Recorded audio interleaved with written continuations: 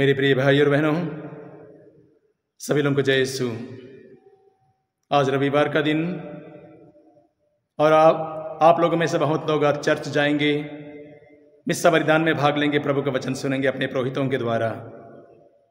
फिर भी मैं आपके लिए ईश्वर का वचन लेकर के आया हूँ, आपके लिए और आपके परिवार के लिए। पहला पाठ नबी एजेकियल के ग्रंथ से लिया गया है, अध्याय 2 और वचन संख्या 2 से लेकर 5 तक। उसके बाद दूसरा पाठ कुरिन्थियों के दूसरे पत्र अध्याय 12 और वचन संख्या 7 से लेकर 10 तक के वचन लिया गया है। और सुसमाचार संत मार्कुस के सुसमाचार अध्याय 6 और वचन संख्या 1 से लेकर 6 तक का वचन आज लिया गया है। मैं आपके लिए संत मार्कुस के सुसमाचार को पढ़ के सुनाना चाहता हूँ। आइए हम वचन सुनते हैं। वहाँ से विदा होकर ईसा अपने शिष्यों के साथ अपने नगर आए। जब विश्राम दिवस आया तो वे सभागृह में शिक्षा देने लगे। बहुत से लोग सुन रहे थे और अचंभे में पड़कर कहते थे, यह सब इसे कहाँ से मिला?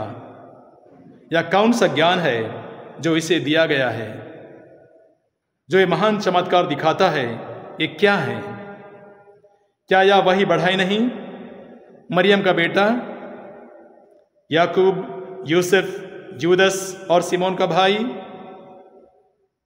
क्या उनकी बहनें हमारे बीच में नहीं रहती? और वे ईसा में विश्वास नहीं कर सके। ईसा ने उनसे कहा, अपने नगर, अपने कुटुंब और अपने घर में नबी का आदर नहीं होता। वे वहां कोई चमत्कार नहीं दिखा सके। उन्होंने केवल थोड़े से रोगियों पर हाथ रखकर उन्हें अच्छा किया। उन लोगों का अविश्वास देखकर ईसा को बड़ा आश्चर्य हुआ। आइए हम वचन सुनने के आगे एक गीत गाते हैं। वचन तेरा है प्रभु,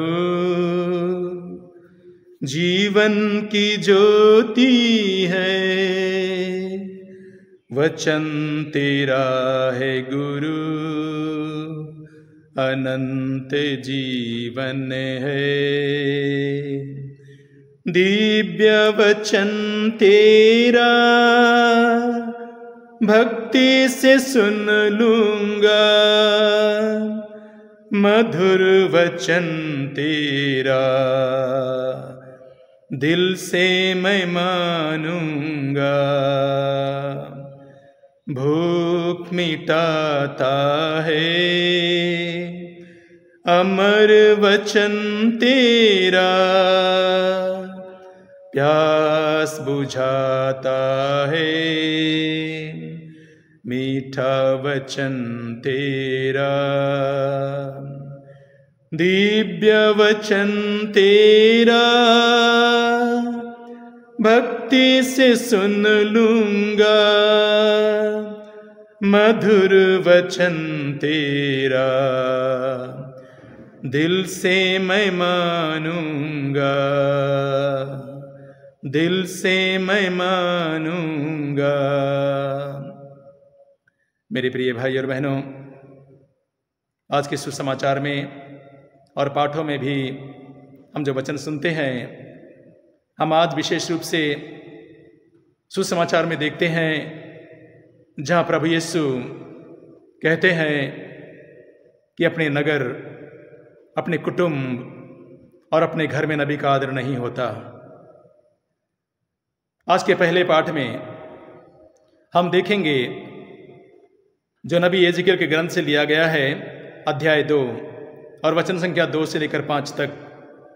ईश्वर नबी एजेकियल से कहता है, मैं तुम्हें इस्राएलियों के पास भेज रहा हूं, मेरी प्रजा के पास, उस प्रजा के पास जो विद्रोही है और मेरे विरुद्ध विद्रोह करते आए हैं। वे हठधर्मी हैं।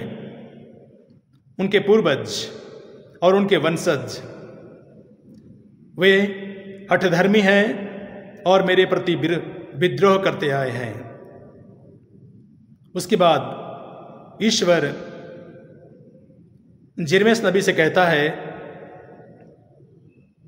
कि मैं तुम्हें उन लोगों के पास भेज रहा हूं, तुम उनके पास में जाओ और उनसे कहो, प्रभु यह कहता है। वे सुने या सुनने से इनकार करें, लेकिन वे जान जाएंगे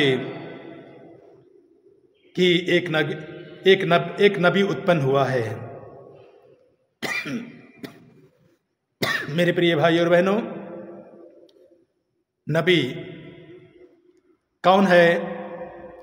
नबी क्या करता है? नबी के विषय में हम क्या जानते हैं? नबी ईश्वर के द्वारा चुना जाता है, वह ईश्वर के द्वारा अभिषिक्त होता है, और नबी ईश्वर और नबी के बीच में मध्यस्थ बनकर ईश्वर की बातों को लोगों को बताता है, और लोगों की दुहाई वह ईश्वर तक पहुंचाता है। यही नबी है। ईश्वर अपनी मर्जी से नबी को चुनता है। Hallelujah, hallelujah, hallelujah. मेरे प्रिय भाई और बहनों, हम बाइबल में देखेंगे जिस प्रकार मैंने कहा, नबी ईश्वर और मनुष्यों के बीच में मध्यस्थ करता है।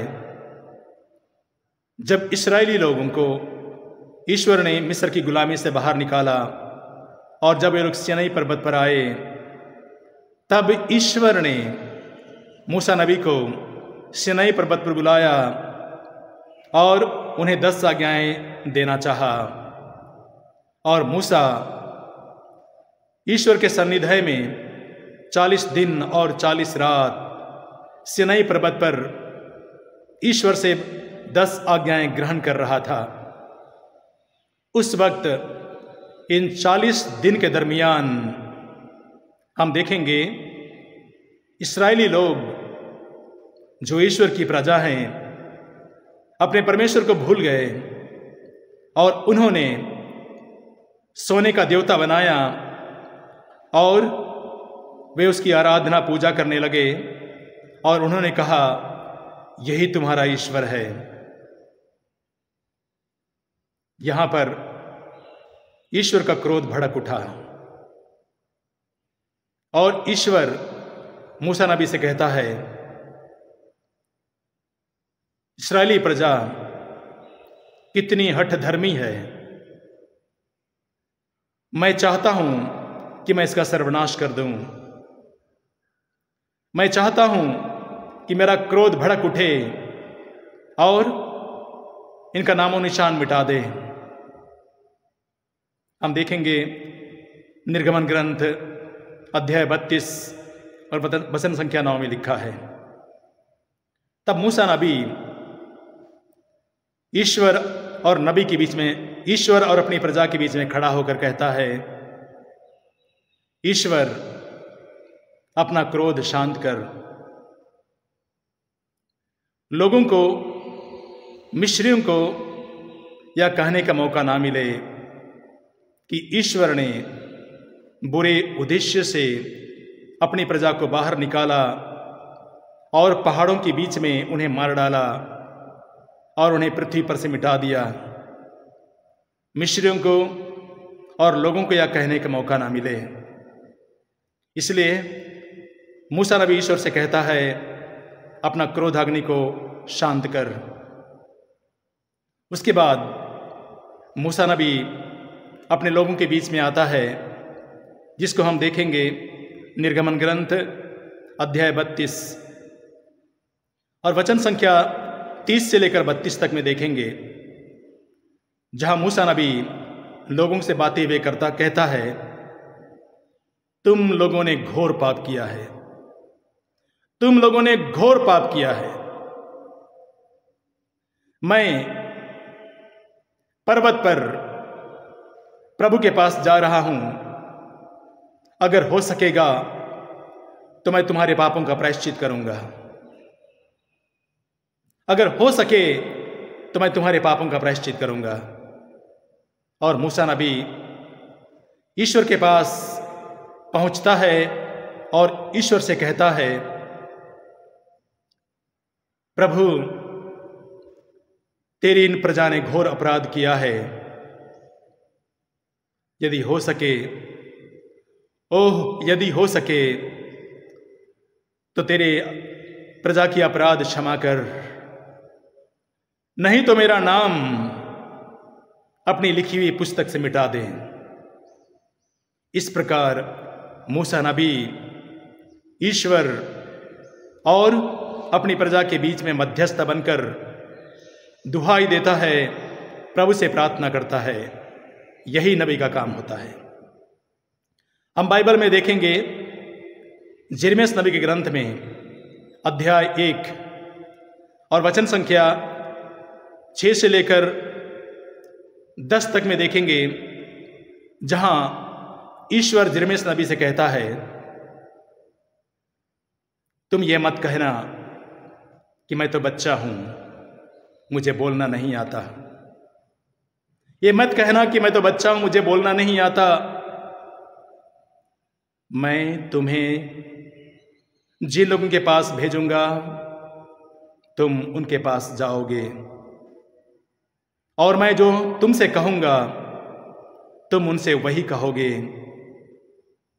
और प्रभु कहता है, उनसे मत डरो, मैं तुम्हारे साथ हूं, मैं तुम्हारे जीवन की रक्षा करूंगा। और ईश्वर यिर्मयाह के मुख पर अपने शब्द रख देता है और कहता है, मैं तुम्हें उखाड़ने और गिराने, नष्ट करने और ढा देने, निर्माण करने और रोपने का, आज मैं तुम्हें राष्ट्रों और राज्यों पर अधिकार देता हूं। देखिए किस प्रकार ईश्वर नबी को चुनता है, उसको अभिषिक्त करता है, उसको सामर्थ्य और शक्ति देता है। मेरे प्रिय भाई और बहनों, जब आज हम प्रभु के वचन को सुनते हैं तो हम याद रखेंगे कि बाइबल में इसी प्रकार ईश्वर नबी को चुनता है और अपने बातों को नबी के द्वारा लोगों के पास रखता है। प्रभु यीशु, जब आज हम सुसमाचार से पाठ सुनते हैं तब उसमें देखते हैं प्रभु यीशु ना केवल उन्होंने कहा नबी का अपने नगर, अपने कुटुंब और अपने घर में आदर नहीं होता है, इतना ही नहीं कहा, लेकिन हम बाइबल में देखेंगे संत यूहन्ना के सुसमाचार में अध्याय 15 और वचन 18 और 19 में देखते हैं, प्रभु यीशु कहते हैं, यदि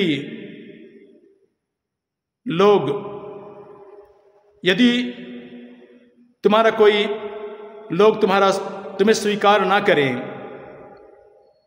तुम्हारा विरोध करें, तो याद रखना कि तुमसे पहले उन लोगों ने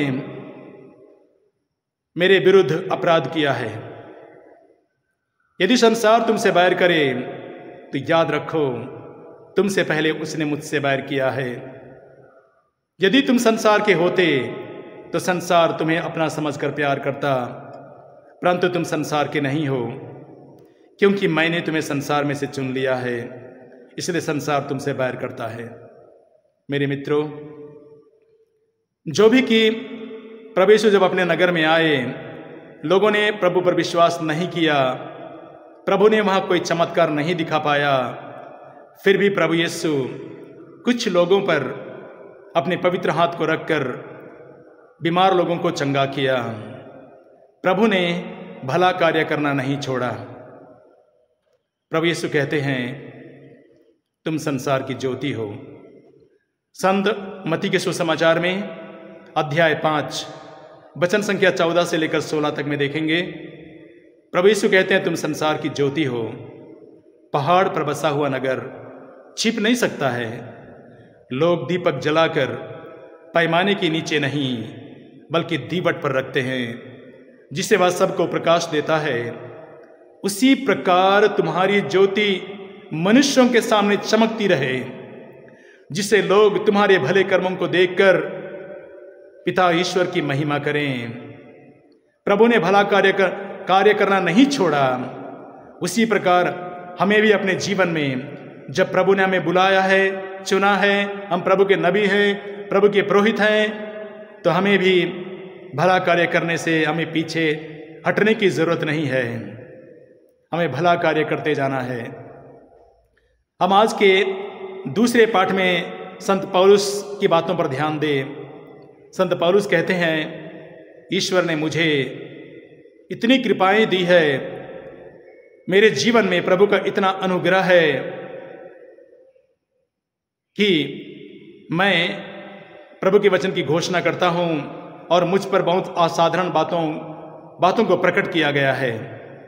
और वो कहता है कि मुझ में इतनी सारी अनुग्रह, इतनी सारी कृपाएं हैं, फिर भी मेरे शरीर में एक कांटा चुभा दिया गया है और मुझे शैतान का दूत मिला है और वह मुझे घूंसे मारता रहता है ताकि मैं घमंड ना करूं। देखिए संत पौलुस क्या बोलता है, मैं प्रभु का नबी हूं, मैं प्रभु का प्रेरित हूं, लेकिन मेरे शरीर में कांटा चुभा दिया गया है और शैतान का दूत मिला है जो मुझे घूंसे मारता रहे। और संत पौलुस कहते हैं, मैंने प्रभु से 3 बार प्रार्थना की कि ये कांटा मुझसे निकल जाए, और ईश्वर ने कहा, जो हम देखते हैं दूसरे कुरिन्थियों के पत्र में अध्याय 12 में वचन 7 से लेकर 10 तक में देखते हैं।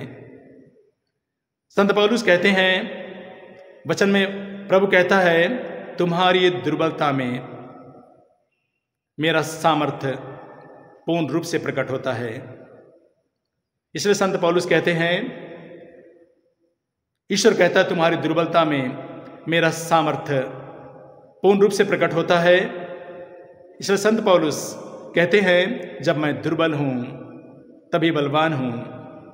मैं अपनी दुर्बलताओं पर गर्व करता हूं, अपने संकटों पर, अपने अपमानों पर, अपने जीवन के दुख और तकलीफ में मैं गर्व करता हूं, क्योंकि जब मैं दुर्बल हूं तभी बलवान हूं।